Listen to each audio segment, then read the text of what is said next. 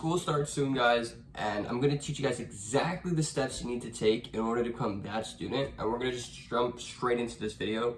So we're going to start off with your grades, guys. Okay, the reason you're in school, the reason you're in high school, the reason you're in college, the reason why you're getting your master's is for the grades to be high so you can go get a job, right? That's got to be the number one priority. I know it's easy to get tempted and distracted with everything else that's going on, all the people you're going to run into, but number one priority is your grades.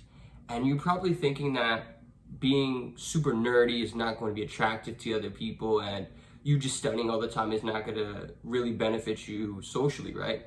And here's where I'm going to argue against it. The best thing you can do in any class is to be one of the top 3 smartest kids in it. Because if you're constantly asking questions, if you're constantly participating, people are going to get familiar with the sound of your voice, and they're going to feel more comfortable with you even though they haven't even talked to you yet. They get to actually know who you are. They understand you're confident and you're really not scared and you're not shy. And as a result, they're going to kind of look up to you in a sense. And they're probably going to ask you for help throughout the semester. Like if someone is struggling, they're most likely just to stop you at the end of class, or they might sit next to you one day and they give you a little like nudge on the shoulder and ask, hey bro, do you know how to do this? And then if you can explain it to them, you look like a G, dude. It is amazing. Definitely be that person. If someone asks you for help, take that extra minute to help them out. And you never know who might ask you to come and study, bro. It's a good way to start forming friend groups, right? If a few kids are struggling with the material, you can just tell them, hey, I'm good with this material. I'd be more than happy to help study with you guys, do a little study session before the midterm or whatever. And they will appreciate you. And then once you start talking to them, and you kind of form that little study group, they're going to interact with one another, and then now you have that friend group. You can interact with them inside the classroom and even plan to take classes in the next semester. It's a bad idea to come late to class. Don't be that person, because then you're automatically going to be given a negative reputation. Come on time. Try to be there at least 5 minutes early. That way you can sit next to somebody that you may be interested in talking to, and you can catch up with them about their weekend, their holiday, especially the first week. The best thing you should do is to sit next to different people and kind of figure out who you get along with the most. If you're able to right off the gate, spark the conversation and kind of build some sort of chemistry or build some momentum with that person, that could be a good friend for years to come after the school year is over. And that's ultimately what you want. I would also suggest that you try to sit next to new people as well. That way you get some variety and you get more connections that way. More people will know who you are, and you're more likely to have more options to hang out with later on. The next super important thing that you guys have to be involved with is extracurricular activities. Nobody likes someone who's boring. I don't care how attractive you think you are, how nice you smell, or how nice your haircut, bro, you have to be involved. If you're on campus, if you're out in college, and especially if it's a big university and there's 20,000 students, like you're literally just a number right now. But my goal and your goal for yourself should be to have people look at you and understand who you are from afar. People get that good vibe that you give off, and they look at this person and be like, I want to be friends with him, or I know him, or I want to go on a date with him. Like that's the reputation you want to give off to people. And by being involved in extracurricular activities, it's really going to help you. This is where the networking happens. This is where the bonds happen. This is where people form friendships, or they meet like a partner. It's really ideal nowadays, especially with how competitive the world is, especially for us guys. You need to be involved with extracurriculars. I want to start off with your major. If you're a supply chain major, join the supply chain club. If you're a finance bro, join the finance club. Now you're going to be surrounded with people that are like-minded. They've probably taken classes before you, or you might have taken classes before them, and you guys are kind of exchanging, okay, yo, don't take this person, take this professor, and I know he teaches on a Saturday, but trust me, it's worth it. Conversations like that will flow, and you're going to be able to really get to know the people and your peers. You're going to get to know who you're somewhat competing against, but at the same time is really more an ally, because you guys are willing to help each other, and you guys are going to give each other the advice you need to be successful for the rest of your duration in college. And I would recommend you joining either a weightlifting club, a photography club, whatever you're really passionate about, and make sure the head count in that club is good. Make sure that there's a good amount of members that automatically go, because if you go to like a newer club and the audience isn't that high, you might just feel like you're wasting your time because there's not going to be enough people for you to meet. And you can really get familiar with the clubs on your campus whenever there's some sort of showcase. This is where all the clubs go and they bring their big posters and they're trying to recruit you. Go to that. Go to that maybe with a buddy, and then if you guys part ways, that's fine. You can just go around to every booth, introduce yourself, ask them for their Instagram. You get their Instagram, and now you have a connection. And if you want to go to their club, you're more than welcome to go. And if you go once and you hate it, cool. Then just go to another club. Don't feel forced to go back or anything. And I'd also recommend, if you're already in a club and you want to get more clout, if you want to have some sort of image online and you want to represent the club, you have to get on an e-board position.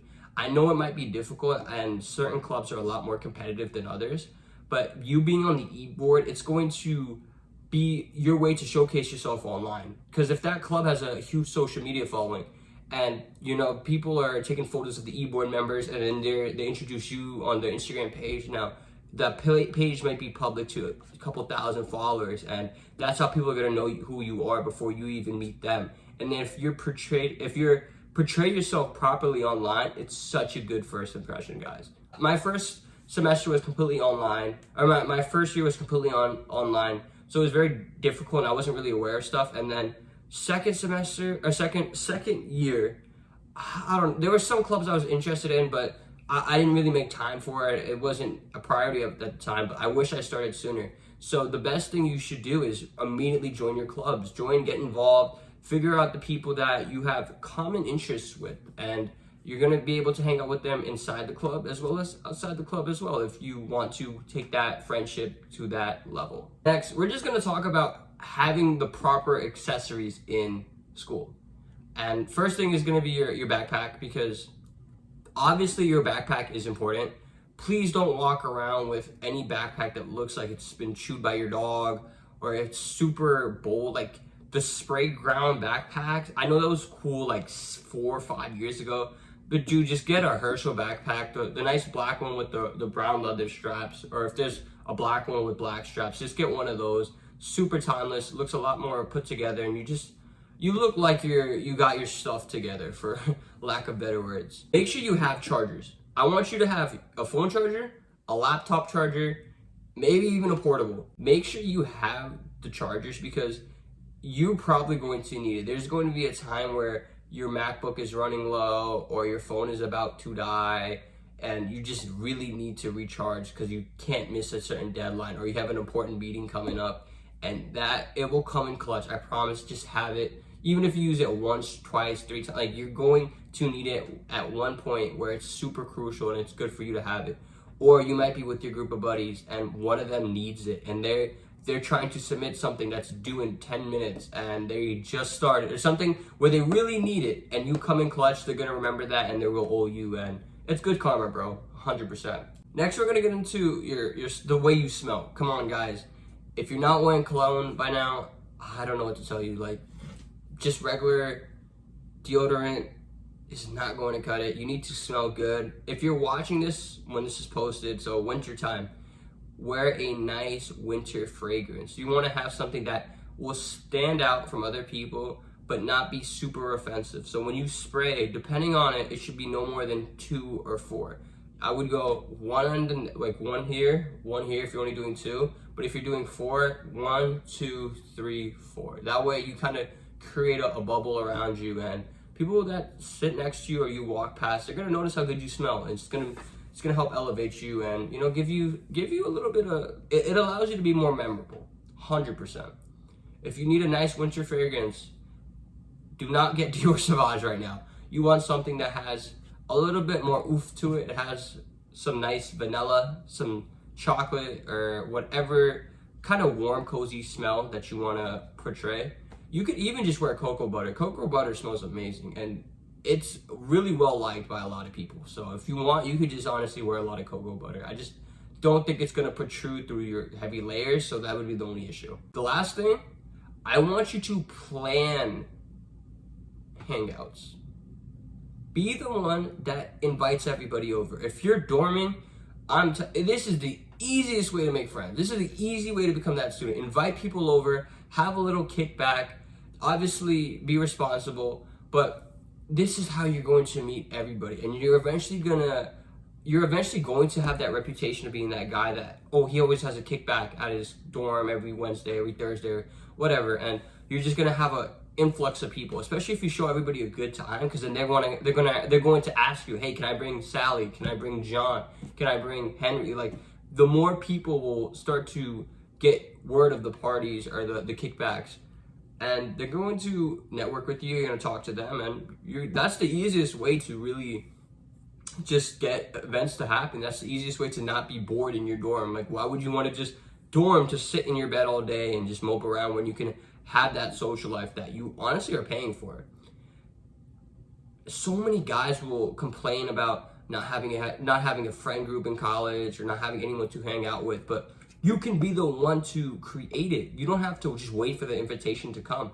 It goes a lot more in your benefit, actually, if you're the one that's asking people to hang out, because you can pick exactly who you want in this group. You won't have to worry about going to that one friend group who has that one person that you just can't stand, but you let it be just because you enjoy everybody else's company. You don't have to deal with that. And if it's in your environment, you pick exactly who gets to come.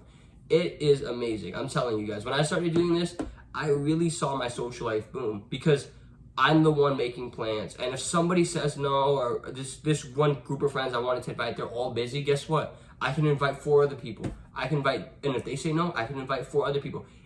There's no way for this to end badly. Like, the only bad thing is you invite too many people, and then like too many people confirm, and you're like, oh wait, I don't know who can really fit in my dorm. Like, that's a problem you want to have. You don't want to have nothing to do and just feeling lonely.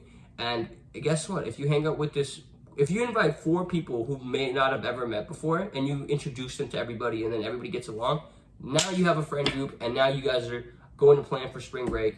And that's really the best way to go about building that social circle. Because I understand, you might be an out-of-state student. You might come into college not knowing a single person. That might be scary. But if you're able to get familiar with a few people, if you're able to host, let's say 4 different events at your dorm, and then that's your venting process of saying, okay, who do I get along with? Who could I see myself hanging out with in the future, maybe even next semester, the year after, outside of college? This is the easiest way to vent, to see if everyone's willing to, this is the easiest way to vent, to see if people are going to match your energy and your vibe. And it doesn't cost you too much. You're just really inviting people. You might have to have some party essentials, obviously, but it's good. It's a good way for you to learn how to host, because that is a life skill. You're going to have to host events when you're older. You might have to host your kid's birthday party one day, so better start practicing, because a good host is never underappreciated. It is a life skill. I'm telling you, the amount of planning that you're going to have to do later on in life for nice events that you want to go perfectly well, this is a good place to start. Hope you guys enjoyed today's video. As always, follow me on Instagram for outfit inspirations and just to keep up to date with me. If you have any questions, feel free to DM me. Comment any future video ideas that you want to see from me, and I'll see y'all in the next one.